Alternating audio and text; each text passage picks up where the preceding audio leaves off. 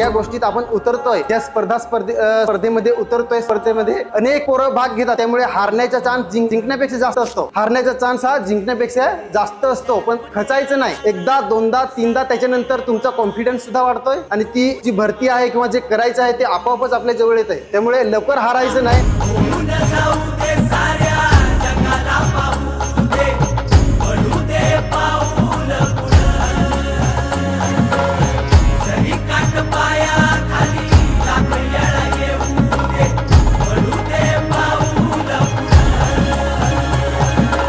आपल्याला स्वप्न मोठी पाहिजेत आणि त्यासाठी जसं हिने सांगितलं 12-12 तास अभ्यास करायचे. 12-12 तास अभ्यास केला तर कुठलाच माणूस अपयशी होणार नाही, हा तुम्हाला मी कोऱ्या कागदावर लिहून देतो. परंतु 12 तास पूर्ण फोकस आपल्या स्वप्नाकडे ठेवलं पाहिजे आणि स्वप्नाकडे ठेवून त्या अभ्यासामध्ये सातत्य ठेवलं तर मला वाटत नाही जगातली कुठलीही समस्या दूर होऊ शकते. वादळ तुझं तू राजा आसमानीच बळ धावली.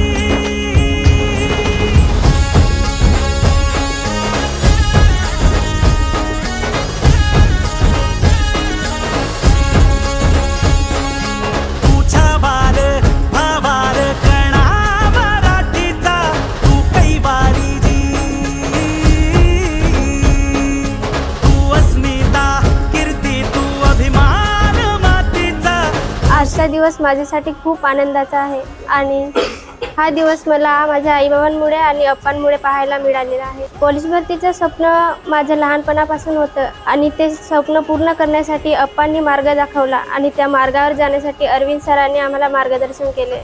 गेली 1.5 वर्ष मी झडपोली येथे अकॅडमीला होती. तिथे सगळं 1 रुपया न देता मी मोफत सगळं अभ्यास वगैरे तिथे केलाय. रोज 12 तास अभ्यास करायचा. सकाळी 2 टाईम सकाळ संध्याकाळ ग्राउंड करायचं. असं करत आज मी कोल्हापूर या ठिकाणी पोलीस शिपाई पदावर माझी निवड झालेली आहे.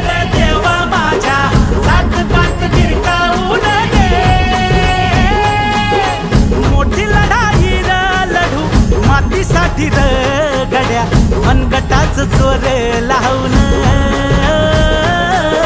दाटला जरी अंधार एकजूट होऊ आज दिवा ठेवू तेज धावलं.